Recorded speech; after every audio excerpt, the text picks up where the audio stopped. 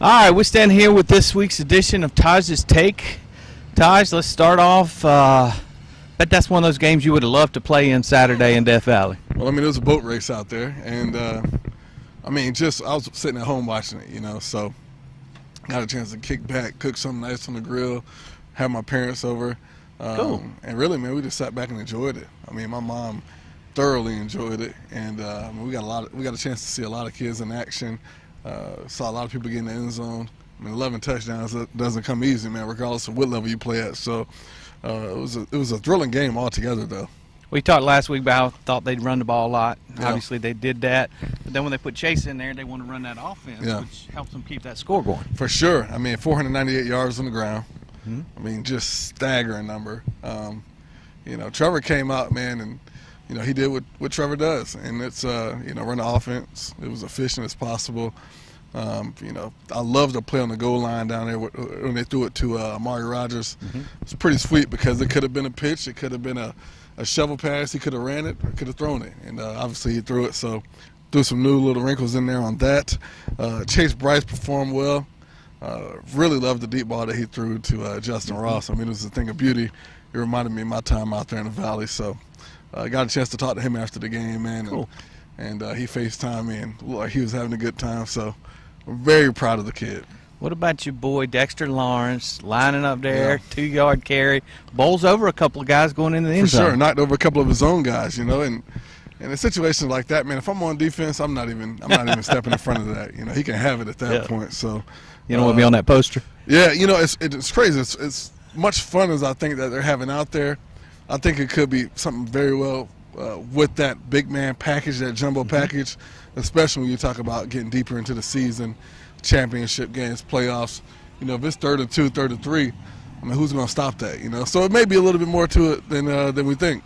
All right, they've been trying to get Will a touchdown. Yeah. Will Sweeney finally got him in there. Finally got him in there, man. And I mean, I couldn't be more proud. I wrote an article that I felt like a proud uncle, and I do, man. It's, when you look at Will, he's not just the coach's son. I mean, he's a guy that goes out there, contributes every day, works as hard as possible, and it was good to see the fruits of his labors come to shine. And I mean, it looked good seeing 22 in the end zone, man, and him and Dad embracing for that big hug was pretty special altogether. So, man, it's fun, watching as a fan of the game, as a spectator right now. How hard is it for somebody like Will? Obviously, he comes in, all the fans like, oh, the only reason he's on the team is because his dad's the coach and this, that, and other. As you know, he's one of the hardest guys working. He's the last one off the field a lot of days out there. It's tough because of that, because his dad is the coach. And, I really do believe that, Coach Sweeney, nobody's on that team just because.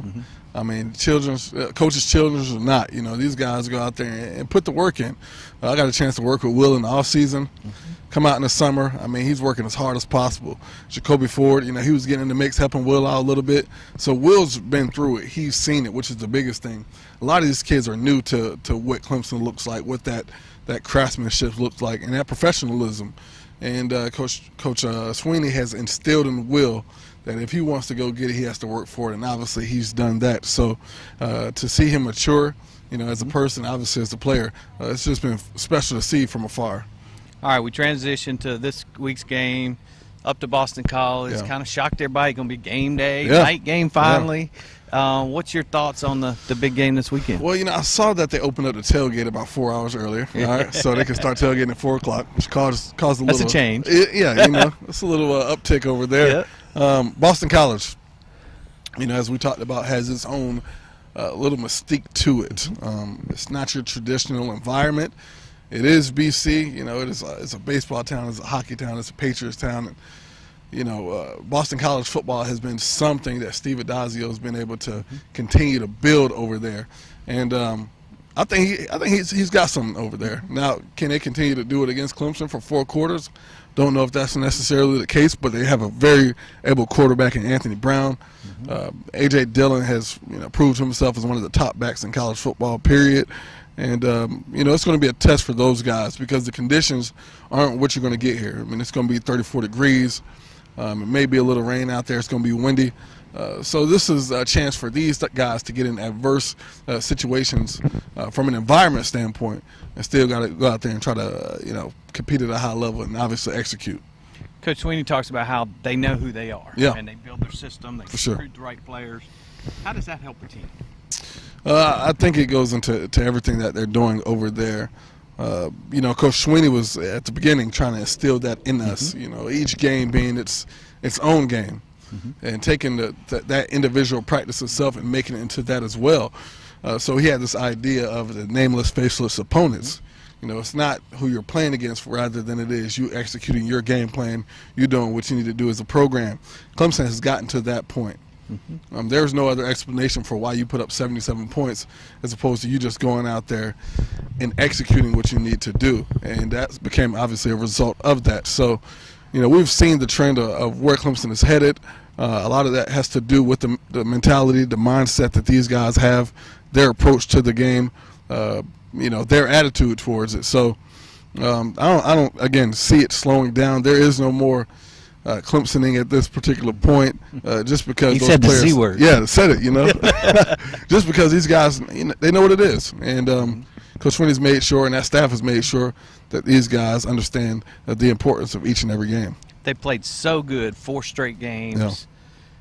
Some people might say, "Oh gosh, it's time for a letdown," but this is a game. Everything's on the line. Absolutely, they're going to be up for this one. Yeah, I mean, you get a chance to win a division championship right here in this game.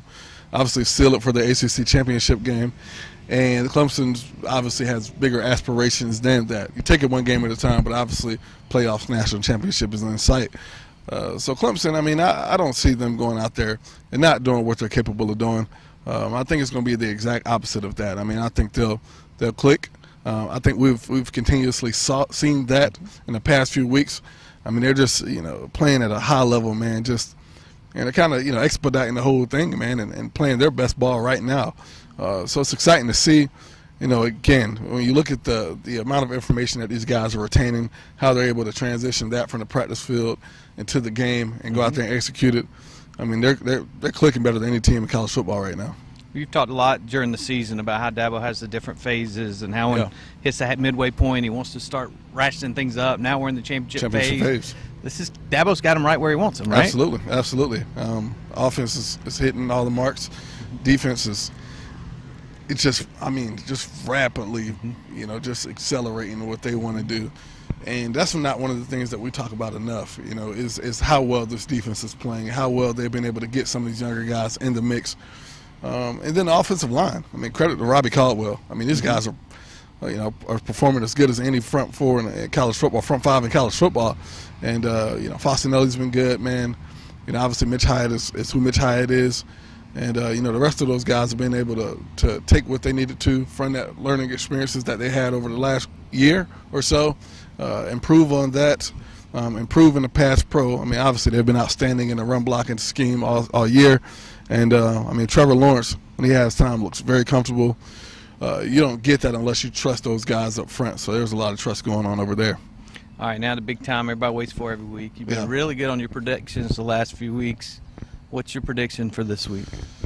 You know, I got Clemson, and I had to go back and forth with myself on this one. I mean, scoring 77 points is unbelievable, but Boston College is a better football team than Louisville, and it just kind of is what it is. So I got Clemson winning this one 35-14.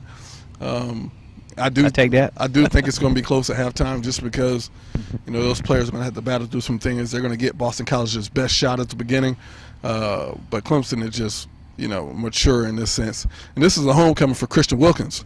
So he's going to go out there. He's going to put on a show in front of his home crowd. So excited to see his performance, what he does, and how he continues to energize his team. All right. We want to thank Tajh for taking time this week to give us his review of last week, preview of this week. Christian Wilkins, prediction, we're going to see Christian behind center this week. Dabo loves to do special things at for home, people when they go home. What more would you do for Christian? And maybe give him a snap. Let's get him one, man. At least a direct snap. You know, we can just do a quarterback power. Yeah. I don't expect to see him throw a touchdown out there. He may. Right. I think it's very much so in his wheelhouse. We'll see how it plays out. See if we can get him a snap. All right. Stay tuned to TCI. We're getting ready to head up to Boston. We'll have everything covered for you all week long. Thanks to former Clemson All-American Tajh Boyd for breaking it down for you. Stay tuned to TCI for the most complete coverage of Clemson football.